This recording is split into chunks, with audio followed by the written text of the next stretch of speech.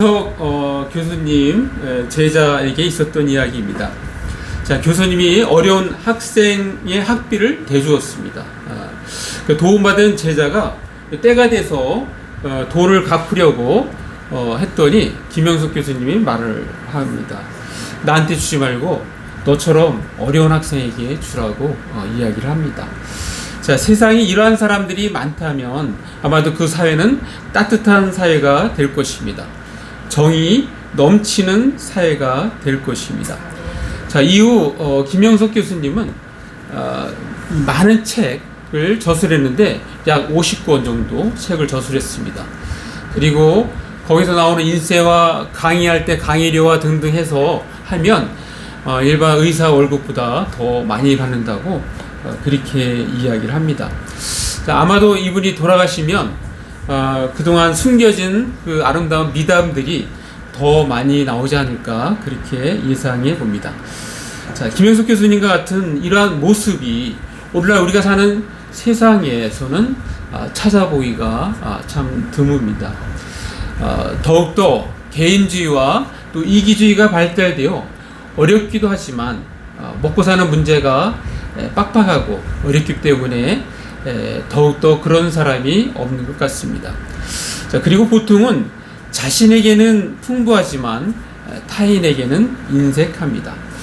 자, 구약 성경에서 보면 다윗의 이야기에서 이 전리품 나누는 이야기가 나옵니다. 자, 다윗이 이 사울왕에게 쫓겨서 도망 다닐 때, 그때 이 환난 당한 모든 자, 또 빚진 모든 자, 많은 억울한 자, 가난한 자, 학대받는 자, 범죄자 등 수많은 사람이 이 광야에 있는 그 다윗에게 찾아옵니다. 그래서 시글락에 이렇게 무리를 이루고 사는데요.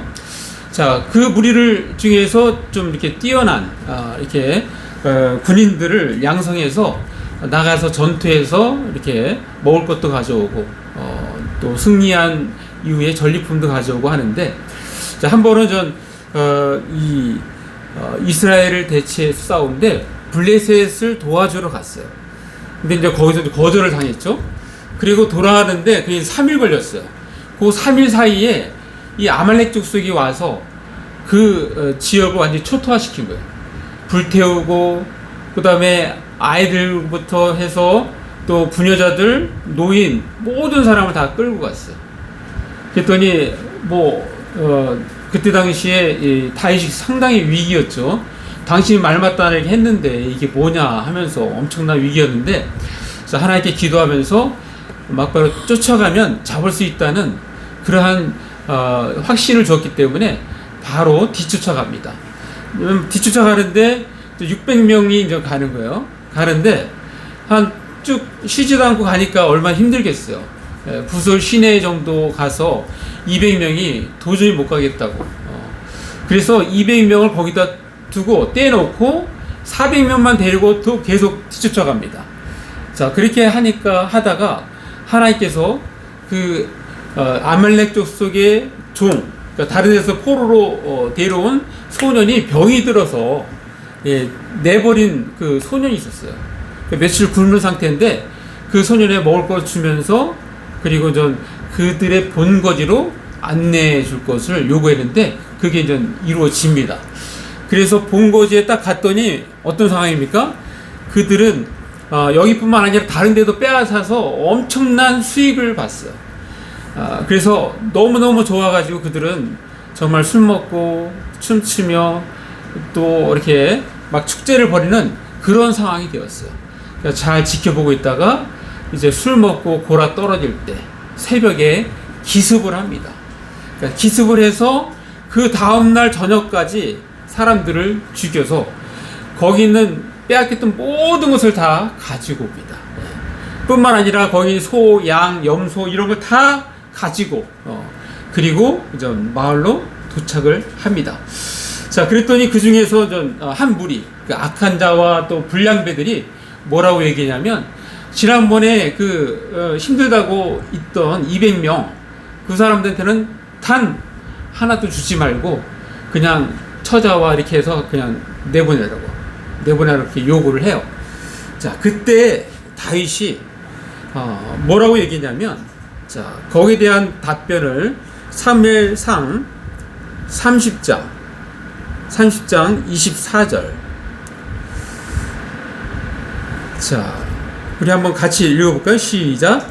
이 일에 누가 너에게 듣겠느냐? 전장에 내려갔던 자의 분깃이나 소물 곁에 머물렀던 자의 분깃이 동일할지니 같이 분비할 것이니라.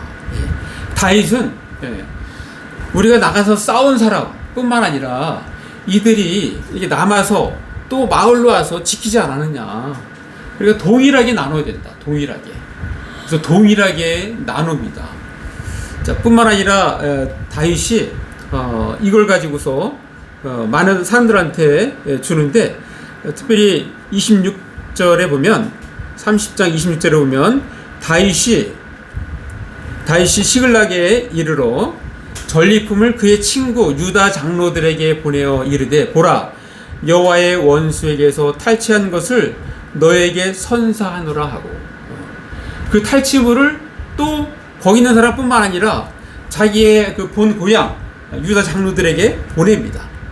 그러면서 그들로 하여금 은혜 받은 것, 소위 말해서 전리품을 나눕니다. 그리고 자, 뿐만 아니라 31절 보면은 헤브론에 있는 자에게와 다윗과 그의 사람들이 왕래하던 모든 곳에 보내었더라. 자기 있는 것을 다 이렇게 나눠주면서 소위 말해서 그들의 마음을 얻는 그 작업을 해요. 그래서 이렇게 하는 모습을 보면서 다윗이 참 어떤 사람인지 우리가 잘 알 수 있게 됩니다. 자, 다윗이 이렇게 모험적으로 목숨 걸고 싸워서 이긴 대가로 얻은 전리품을 이웃과 나누는 것을 볼 수 있는데, 바로 이 다윗이 이렇게 이웃에게 나누는 근거는 무엇일까요? 근거. 그 근거는 바로 사무엘상 30장 23절에 나옵니다. 23절. 자, 우리 한번 같이 읽습니다. 시작. 다윗이 이르되, 자, 사무엘상 30장 23절. 자, 제가 읽겠습니다. 다윗이 이르되, 나의 형제들아, 여호와께서 우리를 보호하시고 우리를 치러 온 그 군대를 우리 손에 넘기셨은즉 그가 우리에게 주신 것을 너희가 이같이 못하리라.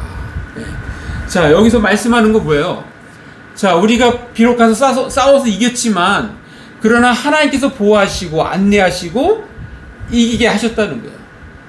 그러니까 그 전리품도 결국 그 근거는 뭐예요? 하나님으로부터 왔다는 거예요. 하나님으로부터. 그러니까 하나님으로부터 왔기 때문에 이웃들에게 이렇게 나눠주는 것입니다. 자, 그렇습니다. 오늘 말씀 제목, 받은 은혜를 이웃과 나누어야 합니다 라는 것은 먼저 받은 은혜를 전제로 하고 있는 것입니다. 자, 억지로 하는 것이 아니라는 것입니다. 먼저 우리 자신이 하나님께로부터 은혜를 받았기 때문에 따뜻한 마음으로 이웃과 나눌 수 있다는 것입니다. 자, 오늘 본문은 모세의 명대로 하나님의 원수 미디안을 치고 승리하여 그들이 가지고 있었던 모든 소유를 노획물로 가지고 이스라엘 진영에 환영받으며 도착을 합니다.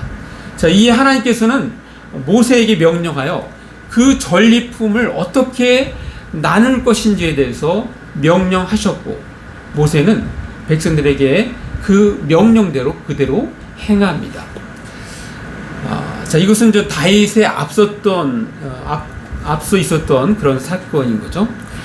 자, 오늘 말씀을 정리하면 이렇습니다. 싸움에 나간 자들에게 50%, 나머지 사람들에게 50%. 아까 다윗이 나눈 거하고 똑같습니다. 자, 그리고 싸움에 나간 자들의 그 50%에서 500분의 1을 하나님께 드리도록 합니다. 자, 500분의 1을 하나님께 드리도록 하는데, 자, 그 말씀 제가 한번 읽어드리면, 민수기 31장 28절에 전쟁에 나갔던 군인들은 사람이나 소나 낙이나 양떼의 500분의 1을 여호와께 드릴지니라. 자, 500분의 1이라는 숫자를 들었을 때 어떤 생각이 듭니까? 이것은 10만 원일 때 200원에 해당되는 그런 금액입니다. 어디 부담되십니까? 그렇지 않죠. 자, 이것을 헌금에 적용한다면 헌금이 부담으로 다가오지 않을 것입니다. 또한 남아 있었던 백성들의 50%에서 50분의 1, 즉 2%는 성막을 맡은 레위인들에게 나누어 주라고 명령합니다. 이것은 10만 원일 때 2,000원에 해당되는 금액입니다.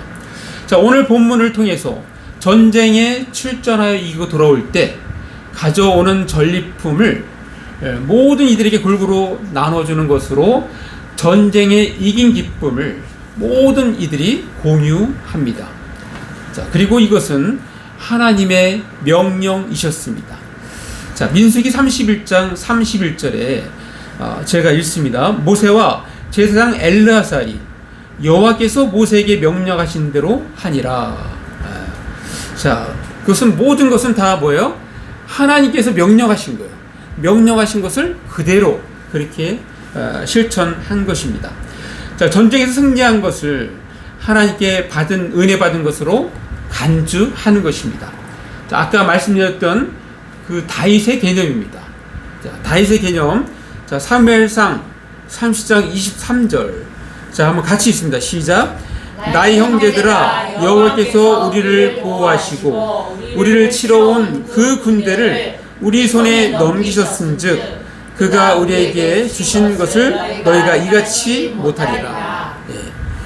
바로 그 모든 것을 하나님께서 주셨기 때문에 하나님께서 주신 것을 하나님 것을 우리가 다른 이웃들에게 나누고 또 하나님께 다시 돌려드리는 것이라고 그렇게 말씀하고 있는 것입니다. 자, 마찬가지로 우리가 하나님께 은혜를 받으면 그 받은 은혜를 이웃과 또 교회에게 나누어야 하는 것입니다.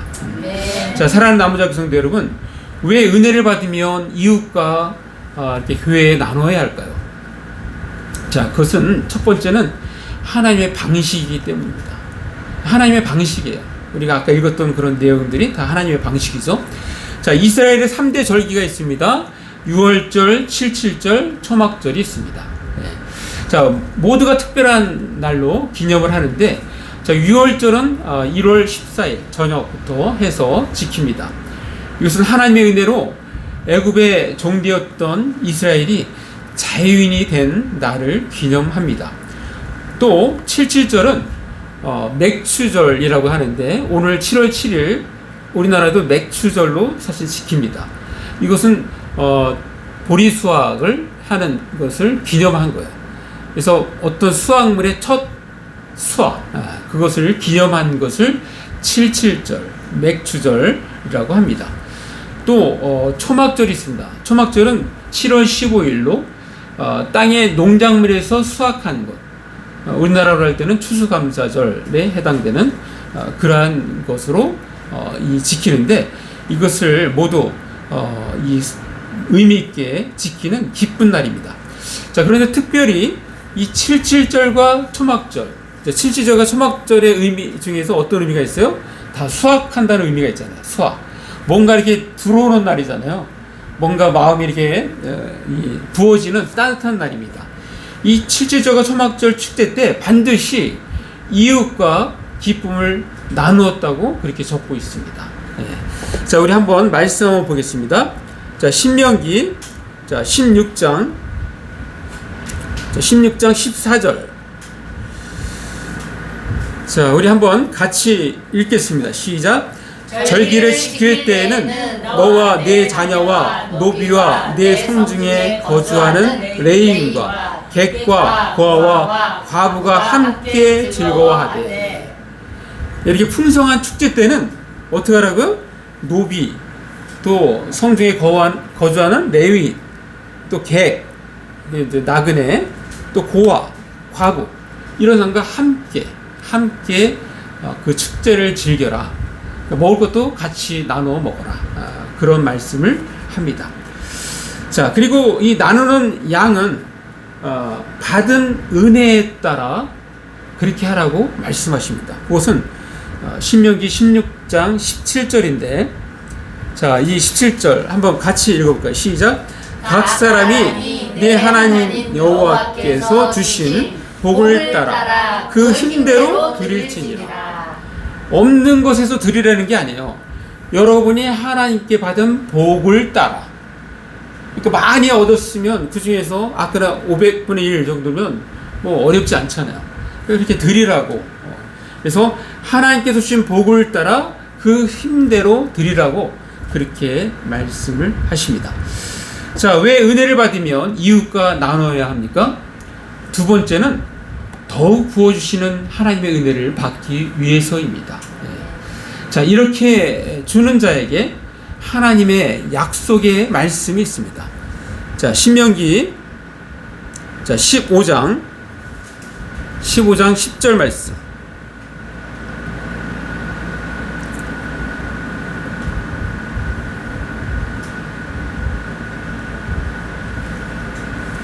자, 한번 같이 읽습니다. 시작. 너는 반드시 그에게 줄 것이요 줄 때에는 아끼는 마음을 품지 말 것입니다. 이로 말미암아 내 하나님 여호와께서 내가 하는 모든 일과 내 손이 닿는 모든 일에 내게 복을 주시리라. 네. 이렇게 어려운 사람, 이웃, 또 가난한 사람에게 이렇게 나눠줄 때 하나님께서 어떻게 하신다고요? 내 손이 닿는 모든 일에 내게 복을 주리라. 이렇게 약속하십니다. 자, 구약뿐만 아니라 우리 신약에도 한번 보겠습니다. 신약의 축복의 말씀도 하나 보는데요. 자, 신약의 누가복음 6장 자 38절 말씀입니다. 자, 우리도 한번 같이 읽습니다. 시작.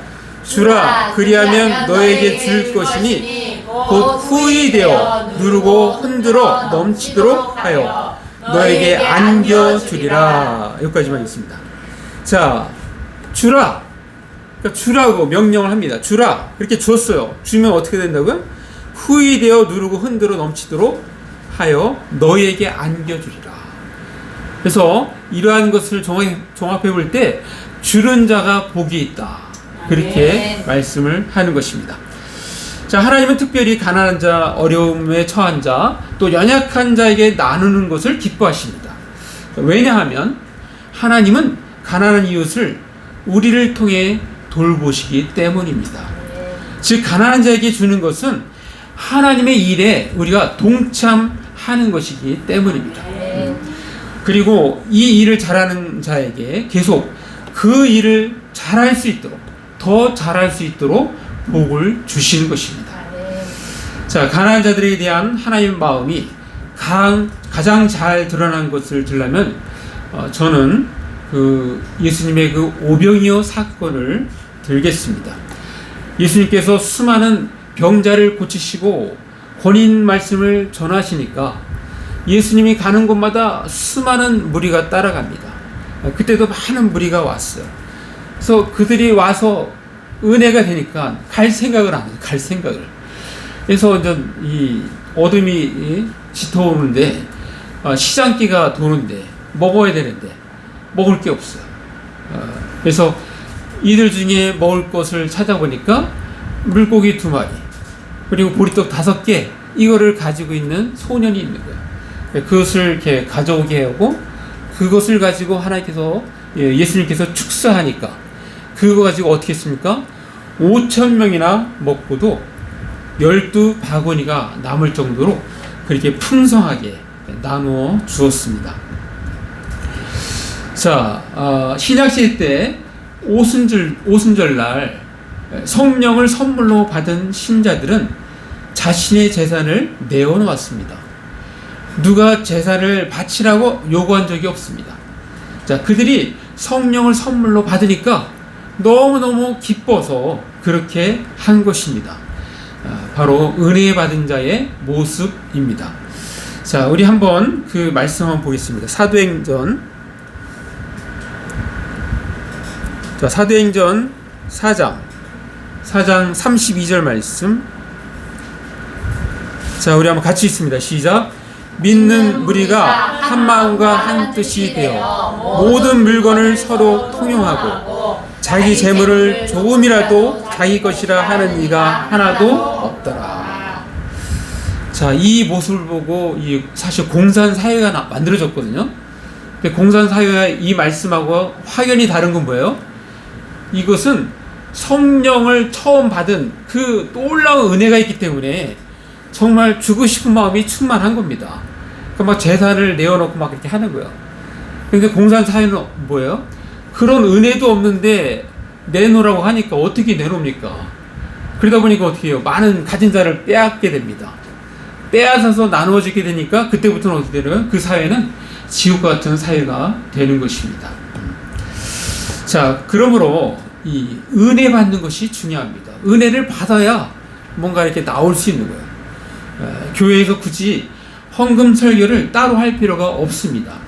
목회자는 신자들이 은혜 받도록 안내하는 것이 중요합니다. 왜냐하면 신자가 은혜 받으면 교회는 자연스럽게 재정이 느는 것입니다. 사랑하는 남자교 성도 여러분, 오늘날 미국이 오랜 기간 초강대국의 지위를 누려왔던 것은 미국이라는 나라가 세워질 때 이 기독교 정신으로 나라를 세웠고, 이후 하나님께로부터 받은 그 은혜를 이웃 나라, 어려운 나라에게 나누면서 세계에서 가장 부강한 나라가 된 것입니다. 그리고 그러한 미국의 도움을 받아 가장 성공한 나라가 있다면 바로 우리 대한민국입니다. 우리 대한민국이 동족끼리 피를 흘리면서 싸웠던 6.25 전쟁 때 그야말로 세계에서 가장 못 사는 나라로 그렇게 전락이 되었을 때, 그때 가장 많은 물자로 우리를 도와줬던 나라도 바로 미국입니다. 자, 미국 입장에서 볼 때 도와준 세계 무수한 나라가 있어요. 근데 그 중에서 가장 성공한 케이스는 바로 대한민국입니다. 대한민국.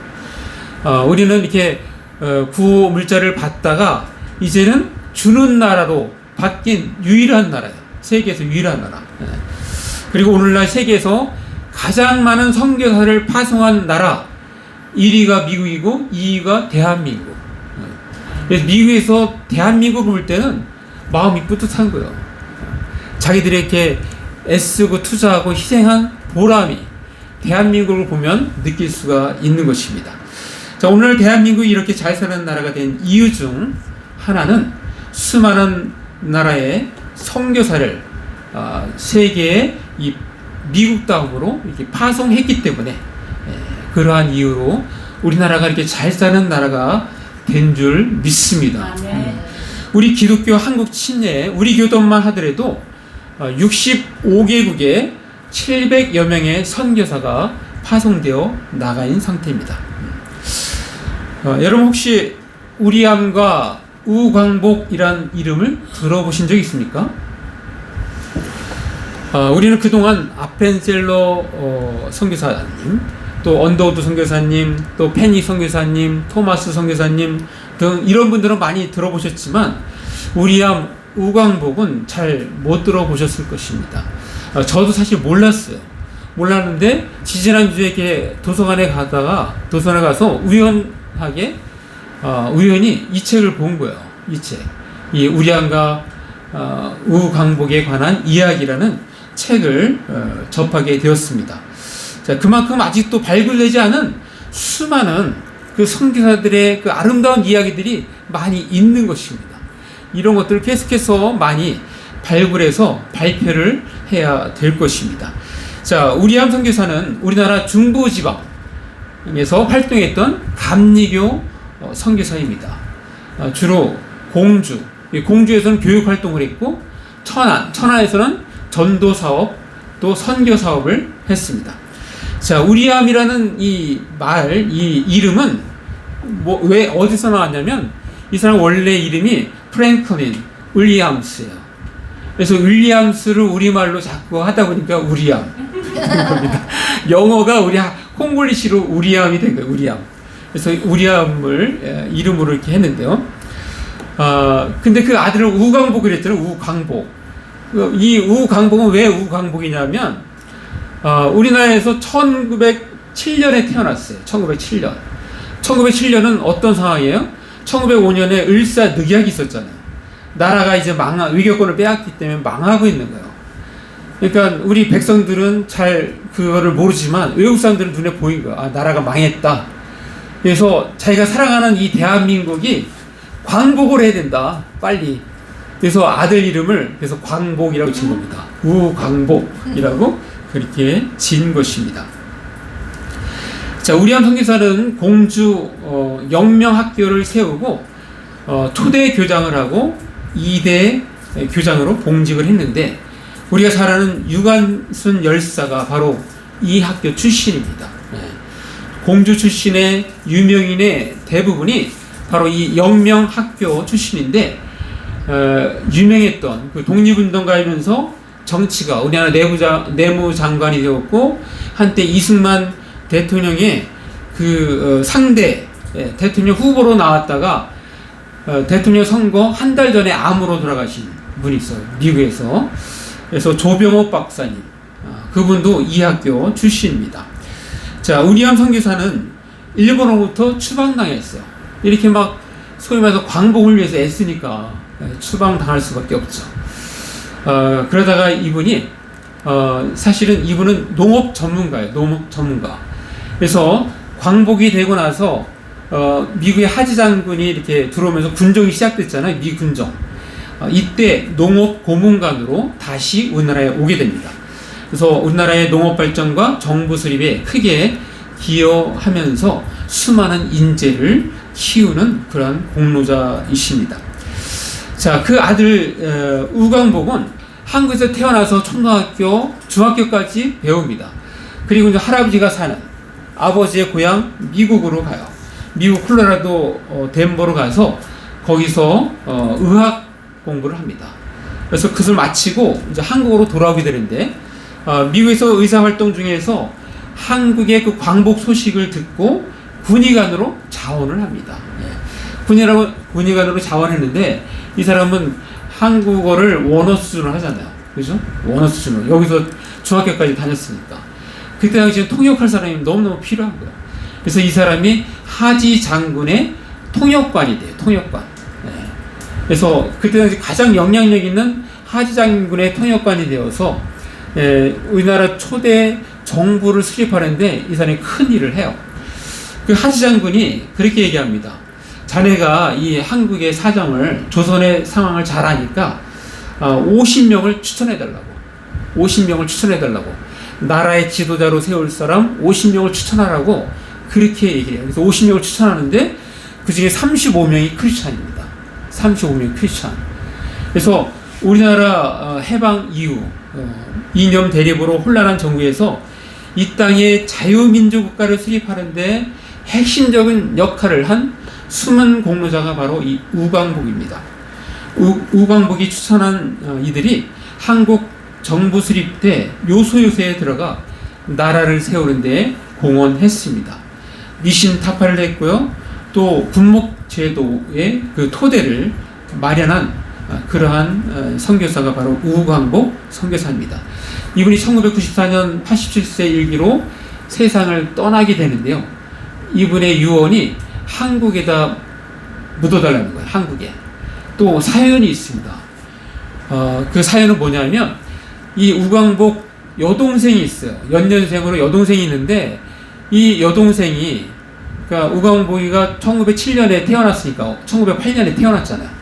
근데 바로 우리나라의 그 풍토병으로 인해서 이 올리브라는 동생이 1917년, 그러니까 우리나라 나이로 하면 9살 때 거기서 죽습니다. 그러니까 그 자기 여동생 올리브, 어렸을 때 그 좋은 추억이 있을 거 아니에요. 그 올리브의 옆에다가 묻어달라고 그렇게 유언을 한 거예요.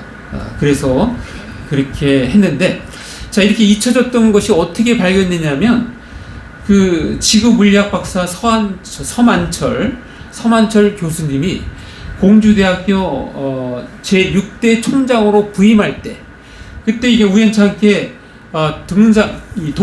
동산길을 거닐다가 이 묘가 있는데 제대로 잘 관리가 안 되는 묘가 있었던 거예요. 근데 그 묘가 바로 이 우리암 우광복 또 그 여동생 그 묘가 거기에 있는 거예요. 그래서 이래서는 안 된다.